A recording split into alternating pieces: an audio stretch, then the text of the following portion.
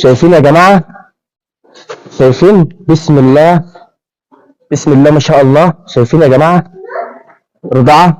شايفين؟ شايفين يا جماعة؟ كل الله الصلاة والسلام على رسول الله. أهلا وسهلا بكم كل متابعين الكرام، متابعين قناة يوميات في مزرعتك، أو على اليوتيوب قناة الإسلامية المتميز للأرانب والأعلاف. يا ريت يا جماعة كل شهر الفيديو، ولو عجبك الفيديو دوس لايك على الفيديو وحاول تشير عشان في ناس لسه غيرك عايزة تستفيد.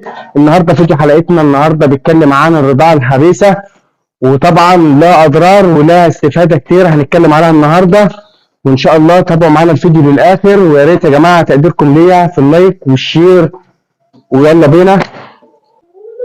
طبعا يا جماعة الفيديو ده مهم جدا بالرضاعة الحبيسة، طبعا فوائدها كتير ولها أضرار كتير. طبعا معانا أم اهيت، معانا أم لسه والدة بقالها 3 أيام، اللي هي والدة يوم 10/10، 3-4 أيام متهيألي. وطبعا الأطفال اهيت يا جماعة، الأطفال جعانين ولسه اهوت ولسه ما رضعوش. شايفين يا جماعة؟ لسه ما فيش أي حاجة خالص. وطبعا قلنا بنفتح بعد العشاء، عايز تفتح قبل الوجبة ما فيش أي مشكلة، بس أهم حاجة وجبة الليل تكون مظبوط. طبعا زي نفس الطريقة كده هنفتح للأم أهو.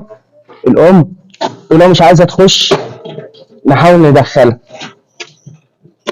طبعا من فوائد الرضاعة الحبيسة ان هي اول ما الام بتولد طبعا بتقفل الصندوق عشان خاطر الخلفة ما تقعش جوه الصندوق وتبدأ تسقع منك، لانك داخل على الشتاء وهيتسبب معاك خسائر كتير. ما تكونش الام والدة 5-6 وتبدأ تخسرهم بسبب مشكلة زي دي. طبعا احنا معانا القفل اهو، بنقفله اول ما الام تخش، والام تيجي تخرج نفتحه. هنوريكم برضو اللقطة واحنا بنخرج الام.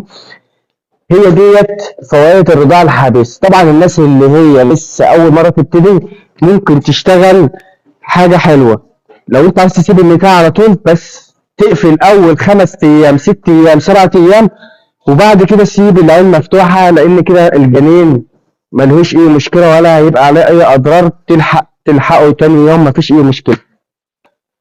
طبعا زي ما فهمتكم الرضاعة الحديثة فوائدها زي ما اتكلمت معاكم، اللي انت بتقفل اول 5 ايام عشان خاطر لو انت سايب الصندوق مفتوح، عشان خاطر برضو اهمالة الام ممكن لا قدر الله والام بترضع وهي خارجة بيشبط فيها عيل.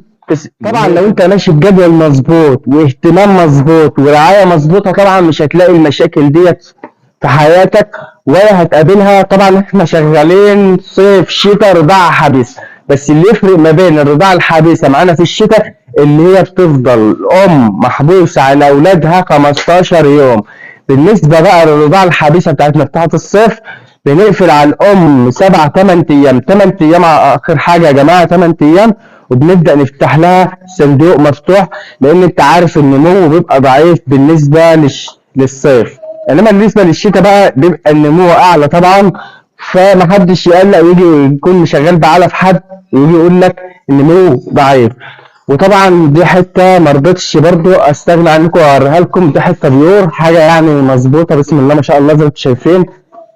طبعا لسه ما فرخناش منه، لسه جاي يا جماعه، وطبعا بالختم بتاعه هو حاجه ممتازه بسم الله ما شاء الله. مسكنا منه القاح ولسه يا جماعه يبقى حجمه اكبر من كده.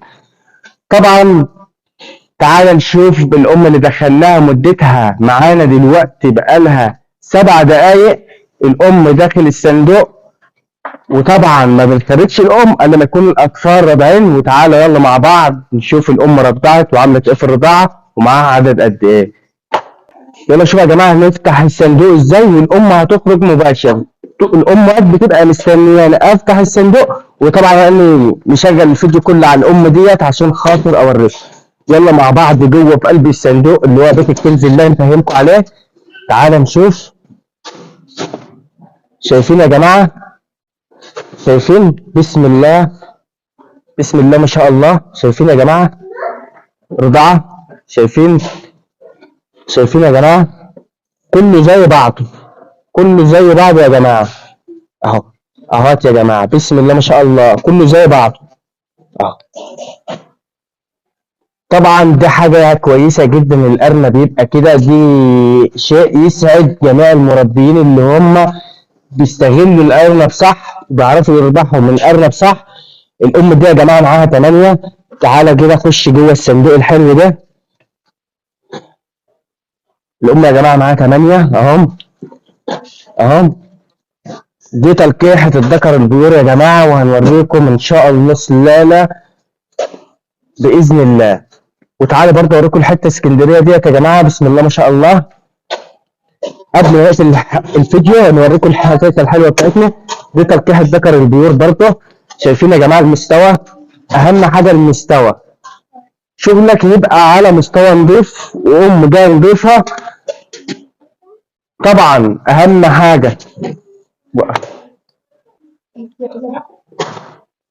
طبعا يا جماعة أهم حاجة تكون الأطفال رضع. بالنسبة للحديث ما تخليش أطفال مش رضعية، اللي هو واحد فيهم نمو ضعيف بتبدأ تطلع 5 أرانب وتسيب لها 4، بحيث إن الأرنب اللي نموه ضعيف وما ياخدش راحته في الرضاعة تنزله وتاخد 5 أو 6 في إيدك. لو هي والدة 8 تاخد لك 7 وتسيب 2، يشغلوا درع الأم والتاني ياخد راحته عشان نمو يثبت زي إخواته. وبعد كده إيه، نزل التانيين يرضعوا، لأن طبعا 2 مش هيلوحوا الدرع كله. فأنت تقريبا من أول ما تنزل بقات الخلفة هتظبط معاك على طول. وعايز برضو قبل ما نقفل الحلقة، أهم حاجة طول ما الأم عشار، طول ما الأم عشار يا جماعة محدش يمسكها كده. ممنوع ممنوع ممنوع. مسكة الأرنب الصح إنك تمسكه من الظهر والودن، هي دي المسكة الصحيحة. أنا عايز كل الناس تتعلم على المسكة الصحيحة ديت. وطبعا زي ما قلنا عشان الالتهاب الضرع لازم تكون شغال بالبيتادين، البيتادين بالقطنة مثلا او بالبخاخة، وتمسح الضرع كويس. وحتى لو مسحته بالبيتادين ما تقلقش من اي حاجة، حتى لو الام دخلت ترضع الاطفال ان شاء الله يا جماعة.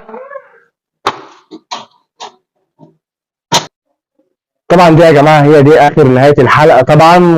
وطبعا ديت يا ريت تكونوا استفدتوا من المعلومات ديت، ويا ريت تقديركم ليا ان شاء الله تشيروا الفيديو ودوسوا لايك على قد ما تقدروا. والسلام عليكم ورحمة الله وبركاته.